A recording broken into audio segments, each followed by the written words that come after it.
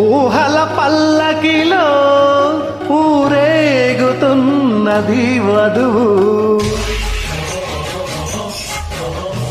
చిరు చిరు పెదవులపై ఊరుతున్నది మధువు.